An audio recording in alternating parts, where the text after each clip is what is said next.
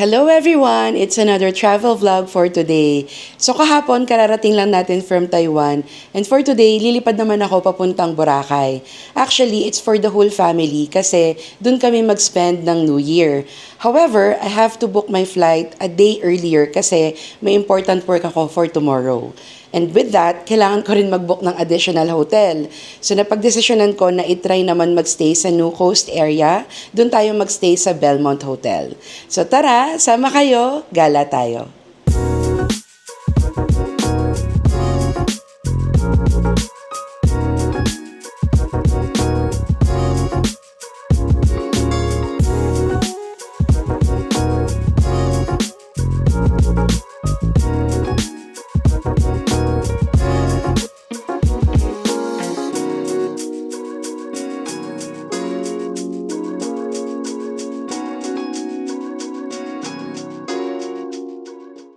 Okay, nandito na tayo sa Terminal 2 na kapanibago. Backpack lang dala ko. Kasi yung ibang gamit natin, dala nila tomorrow. Pasok na tayo. Okay. Medyo marami na rin yung tao. Baggage drop na lang tayo. Well, actually, wala naman tayo baggage. Okay, so waiting na lang tayo sa boarding. Actually, hindi na ako dumaan sa counter kanina. Yung code dun sa mobile check-in, yun na lang yung pinakita ko dun sa e-gates and then okay na siya. Wala naman tayong baggage. So, see you later!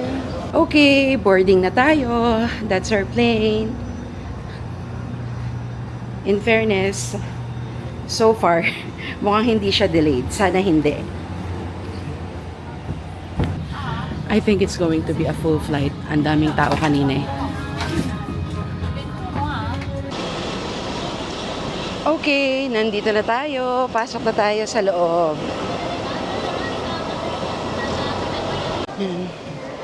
Okay, since wala tayong dalang luggage, dire-diretso na tayo sa labas. Meet natin yung sundo natin from Belmont.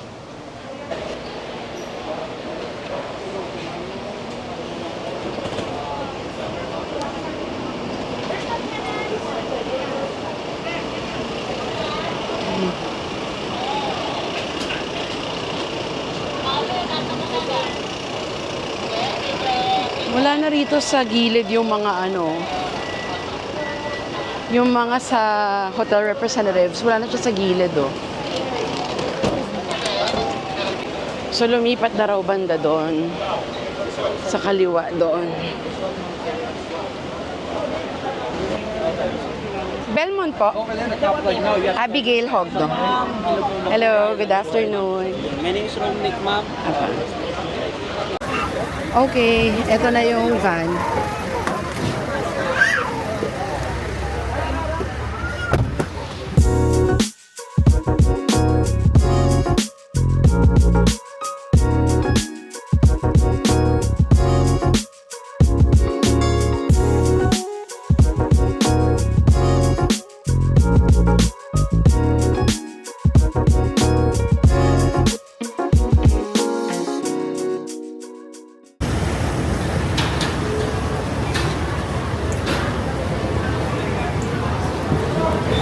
Sobrang daming tao ngayon.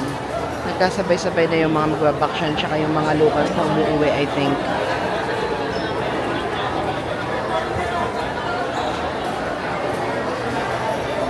Belmont, kaya sabay na tayo dito sa public.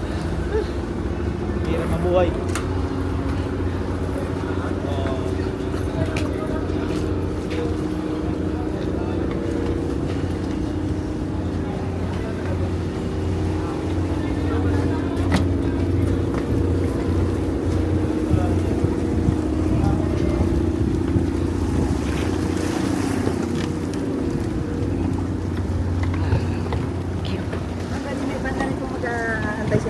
Okay po. Thank you. Nakalimutan ko na yung gantong transport. But anyway, should be good.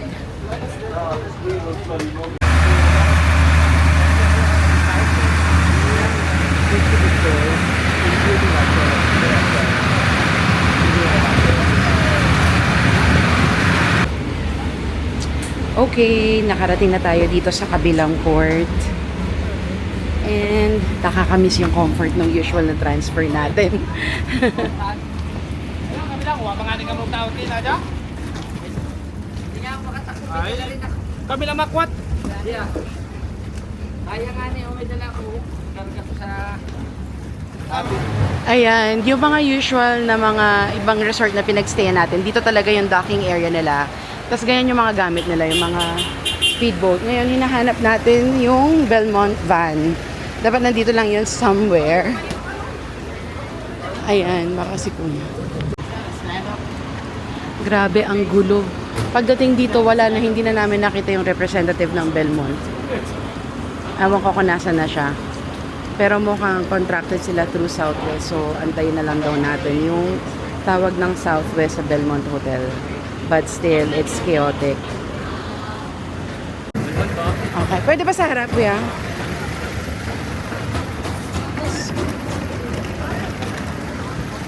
Finally.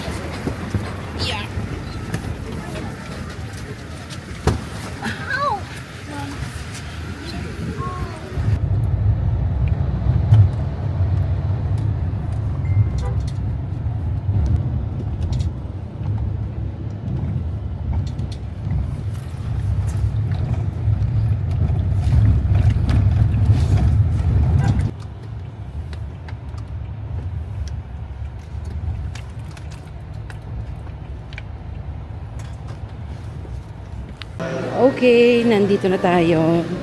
And ito yung mga kasabay natin kanina. So, let's just check in. Sa Henan Crystal.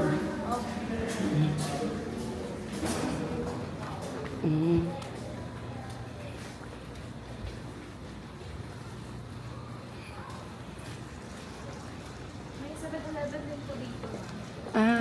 Dito mismo sa building? Sa ano po po, paakyat po. Paakyat pa. Okay.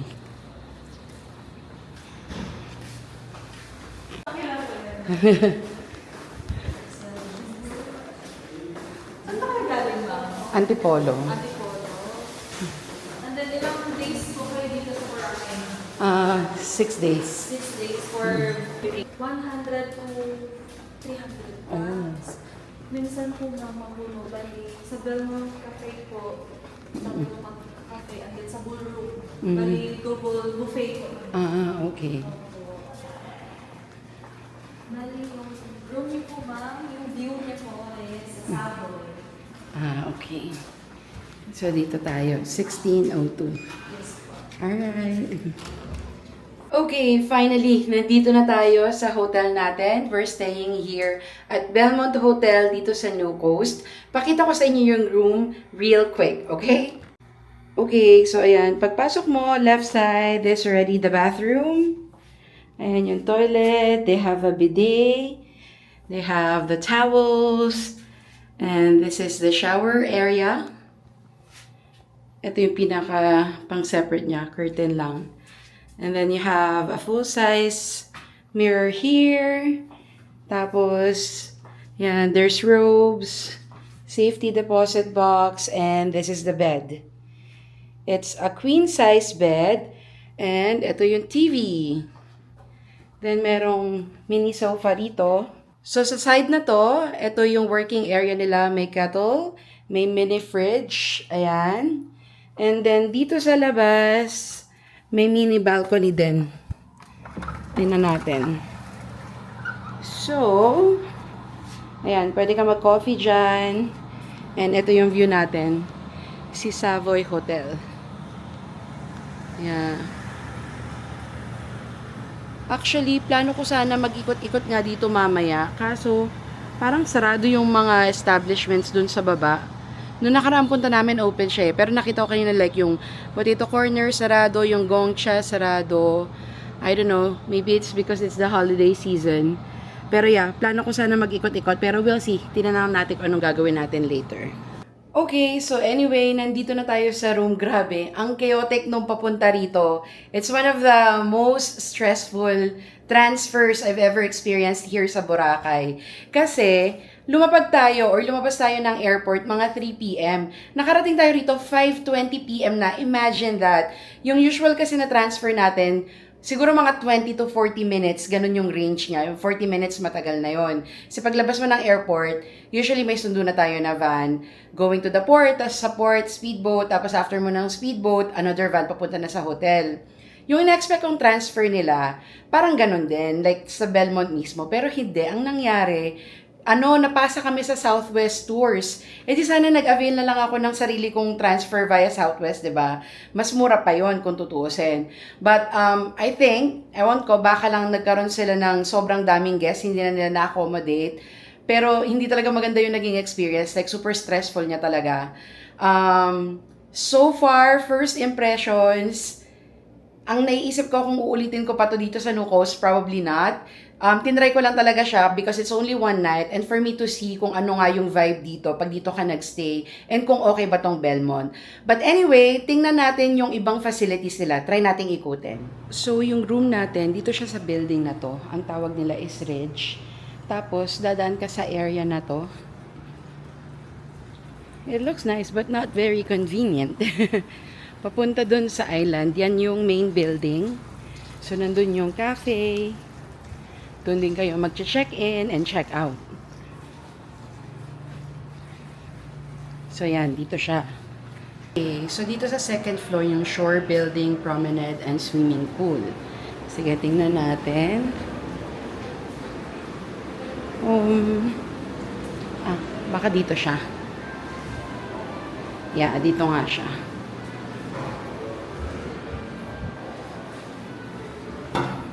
Oh, sabi push. Ay, ba't ayaw? Oh, okay. Wave to exit. Ayan.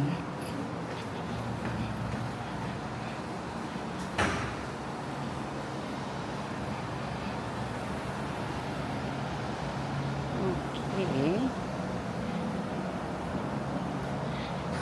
In fairness, maganda tong area nila na to. Medyo kulang lang sa signs paglabas mag-U-turn left or right.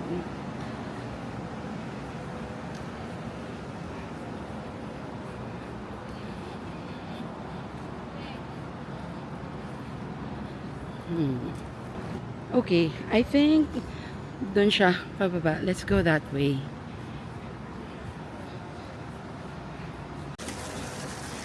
Medyo malayo-layo siya ng konti yung pababa.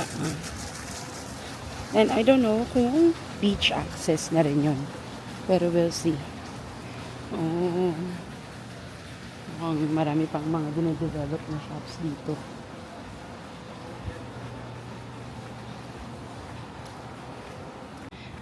My God, yung layout niya is malaki. So, itong nilalakad natin. Dito pala yung Wolfgang. Okay. Pero, yeah, promenade lang talaga siya. Sige, akyat tayo. Tingnan natin yung pool area. Okay, I give up. Nagtanong ako, hindi nila alam doon kung nasan yung pool, which is so weird. And then, ang layo na nang nilakad ko up and down. I cannot find it. Anyway. See, ayan siya yun. And no Coast Beach. Kulang lang talaga siya sa sign. Okay. Baka naman dito. Let's try it here. Oh, andito ata yung pool. So this is Aqua Spa. I check nga natin yung rates nila. Hello! Do you do room service din? Yes po. But our last call for room service po is the evening, 8:30 for 1 hour and 8 o'clock for 90 minutes. Okay. Tingnan muna natin yung services. Thank you. Alright. Tingnan natin kung magpapamassage na lang tayo mamaya. Ayun. Ha! Nakita din natin ang pool. Pero before that, I guess we can check out the... What is this? Is this the gym? Oh yeah, it is. Kaso, may mga nagwo-workout. So, wag na tayong pumunta doon. Ah, ito yung pool nila.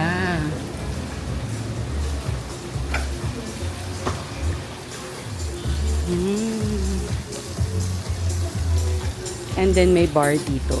Zabana Bar. Okay.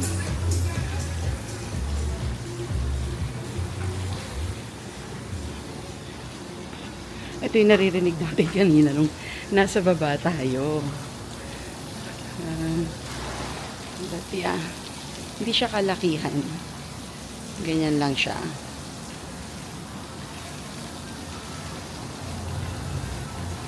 Diyan tayo galing kanina. Diyan sa baba. So doon tayo naglakad looking for the pool. Pababa. Andito pala siya. So kulang lang talaga sa signs. Yung sa package natin, actually meron yung 2 bottles of beer. Hindi ko alam kung doon siya ina-avail. Nung tinanong ko sila, hindi rin nila alam. So, anyway, wala naman tayong planong uminom. Okay lang. Mag-stairs na lang tayo. Silipin na lang natin yung cafe nila.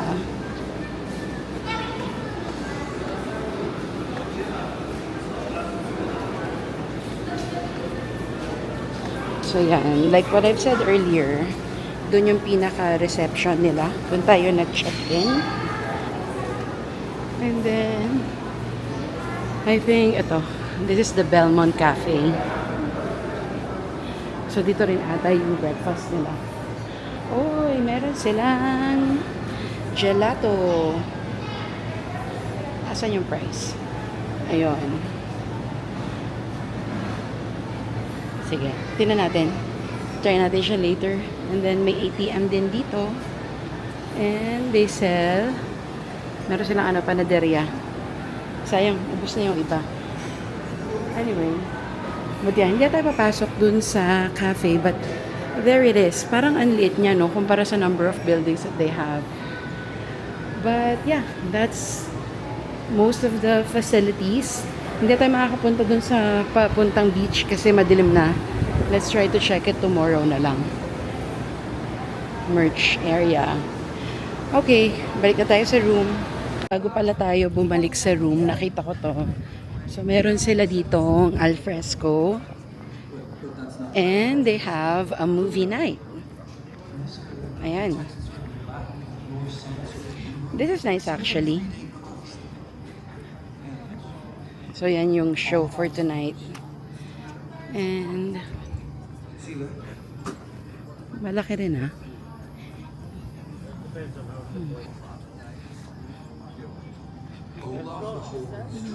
It's nice. And ito, yan yung pinaka-facade ng Belmont. Alright. So yun na nga, ang plano ko sana is maglakad around Nucos. Kala ko kasi darating ako dito na maaga-aga pa. But, madilim na. And I'm tired. That was really tiring yung transfer natin. Kaya, pasok na lang tayo sa room. Maybe we'll just order for in-room dining. I don't know. We'll see. Pero gusto ko munang magpahinga. Okay, so nandito na ulit tayo sa room. Ayoko nang lumabas. Inisip ko kanina either pupunta ako sa White Beach or lalakad ako dito. Pero naubos talaga yung energy ko today. Like, na-drain ako ng sobra. Kasi nagpunta ako ng airport. Parang mga 10:30 ako umalis ng bahay. Tapos 5:20 na ako nakarating dito. So, I've been traveling for like 7 hours and Boracay lang to. So, ganun kalala for today. But anyway, baka mag-room service na lang tayo mamaya. Tomorrow, kung magising ako na maaga, pakita ko rin sa inyo yung breakfast buffet nila. So, yun lang. See you later or see you tomorrow. Good morning everyone! It's our second day here in Belmont or in Boracay. So, bababa tayo para i-check out yung breakfast buffet nila. I actually had a rough night. Grabe yung migraine ko kagabi. Ngayon may konti pa. But anyway, sige, let's see. Let's have coffee, have some breakfast. Sana mag-improve siya within the day. Tapos mamaya pala, parating na rin yung buong family. So excited tayong salubungin sila. So mag-check out na tayo mamaya and then lilipat tayo sa Henan. Okay, nandito na tayo sa Belmont Cafe and this is the line for breakfast. Okay, check natin yung spread nila. So, let's start here. Salad station.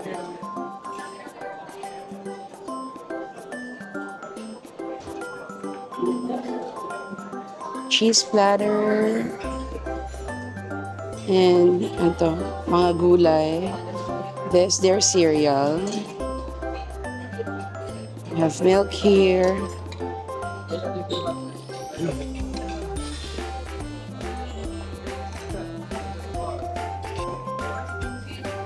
May fresh fruit din sila. And then there's champurrado. And different types of bread.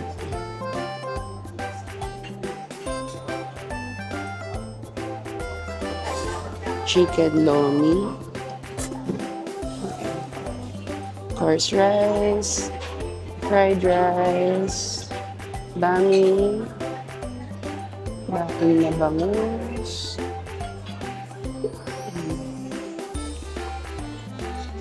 Ang palaya con carne nakalagay. Pero more on meat siya. And then there's chicken nuggets. And waffle and pancakes. And there's brewed coffee, hot chocolate, black tea, different drinks.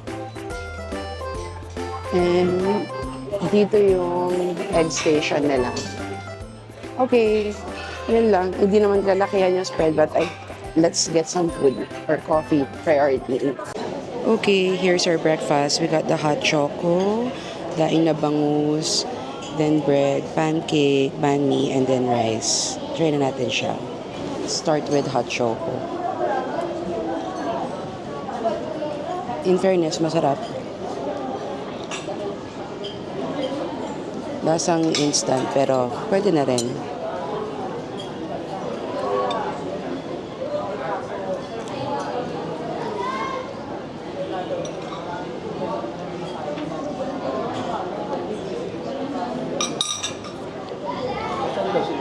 Malamig na yung bangus, pero ako naman, try natin tong banh mi.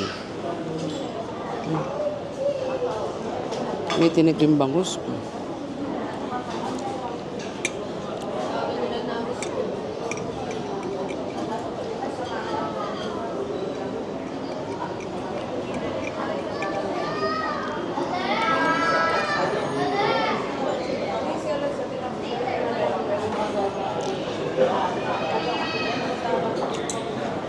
Ang sad ng breakfast natin.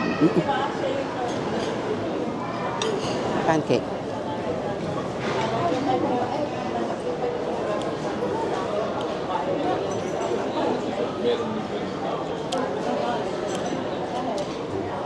Okay. Kain na muna ako. Mamaya na lang yung review natin, ha? See you later. Grabe. Pakita ko lang sa inyo gano'n nakahaba yung pila sa breakfast. Ayan. Yan. Hanggang dyan. Grabe, di ba? Ang daming tao. Hi everyone! Nandito na ulit tayo sa room. So, katatapos lang ng breakfast natin. Was it good? No, it was not. Okay, so overall, let's do a review of Belmont Hotel, no? Una, mura lang naman tong hotel na to. Like, I think I paid 3,200. Tapos very last minute na yon. So, probably, mas mura pa siya when you plan ahead. However, yun yung pros niya. Yung room, as you saw earlier, okay naman siya. 'Di ba? Malinis naman siya. Sakto naman yung size niya for 2 persons, so okay siya. Pero for me, the killer talaga is the service. Like, sunod-sunod hindi siya one time lang na slip up. Systematic yung sablay sa services.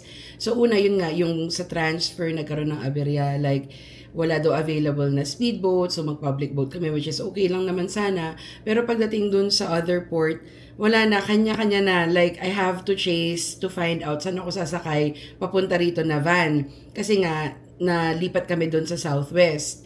Tapos, pagdating dito, wala silang provided na dental kit, vanity kit, and other toiletries dun sa bathroom. So you need to request for it. So I requested for it. It took me 3 times to get what I need. Kasi yung una, sobrang tagal, like 20 minutes na wala pa rin siya. So I followed up. Nung dinala nila, kulang naman. So I called again para madala yung dental kit nila. And then after nun, so kagabi kasi sumakit yung ulo ko. So nagtanong ako kung meron silang medicine. Meron naman daw. So sabi ko pwedeng magpadala para dun sa sakit ng ulo. So yes daw. So it took them another 30 to 40 minutes. Tapos tumawag ulit ako to follow up. Tapos wala pa rin. Tawag ulit ako to follow up. So yung mga ganon. Tapos this morning, nakita naman ninyo yung service din sa breakfast, di ba? Pwede nating sabihin na it's holiday season, yes, but I think they could have prepared for it better. Like, they have a lot of rooms, pero yung mga main facilities nila, it's not equipped to handle the volume kapag siguro fully booked sila. So anyway, yun lang. If you're gonna ask me, will I stay here again? No, I would not. Would I recommend it? Also, no. Siguro konting dagdag na lang sa budget and you can be right on the White Beach with hotels na kahit hindi naman 5-star or 4-star, at least good yung service, di ba? So anyway, yun lang. Mamaya mag-check out na ako. We'll meet the family dun sa Henan Crystal Sand. So dun na tayo magstay for the rest of our Boracay trip. So yun lang. See you on the next vlog. Bye!